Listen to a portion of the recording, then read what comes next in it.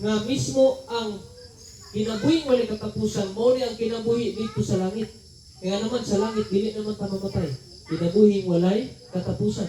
Ug ingon ang Biblia, regalo ni. Pangutan ang regalo bayaran o dili? Ha? Kung ka ihatag sa imong anak, sa imong apo, pabayaran nimo dili? Dili, di ba? So in short, ang langit libre walay bayad.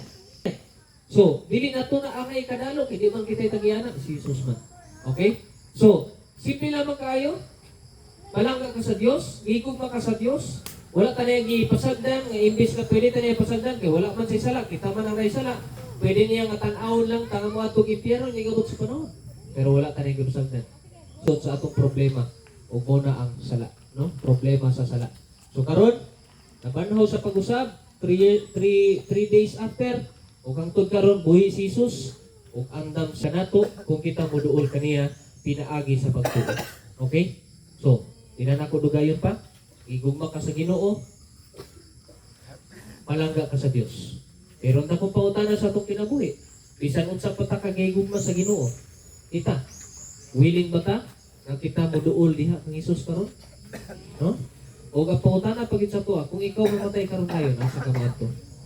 Langit o impyerno? Langit. Kung ikaw sa langit mo to, sigurado ka ba? Sigurado? O basin 50 lang porsyento, no? Pero kung ikaw sa langit mo adto sigurado gyud ka pagayon, unsa imong basihan? No? Mo ni ang pinakadakong basihan. Kaya walay lain nga basihan usa ra gyud na. Nganong unsa ang rason nga moadto tag langit? Una-una nato, akong simbahan, nagasimba man ko, maluwas ko. Buutan man ko. Nagasilig man ko, sama to giingon nato isa dinhi ganina, no?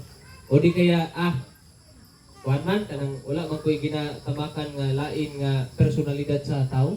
Dato man ko, gwapa ko, sexy ko, macho ko, sikat ko, kwartahan ko. O di kaya maalamon ko. Una itong una, muna yung mga butang nga makaluwas na to. Ang simbahan dili makaluwas, pero instrumento ni sa Dios aron maluwas ta. Instrumento but pasabot pinaagi ani mailhan nato si Jesus. Walay lang makaluwas kun dili si Jesus lang. Okay? Nasabtan nato. Ang simbahan, instrumento ni pamaagi sa Ginoo aron ikaw makaila ka diha sa Ginoo.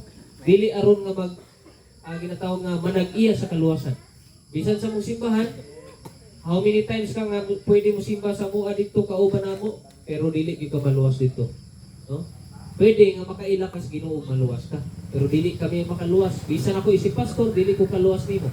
So karon ang pangutana, asa man magikan ang kaluwasan? Gikan kang Hesus. Okay? Ingon ang Biblia, si Jesus mismo nagingon, ako lang ang dalan, kamatuoran mo ang kinabuhi.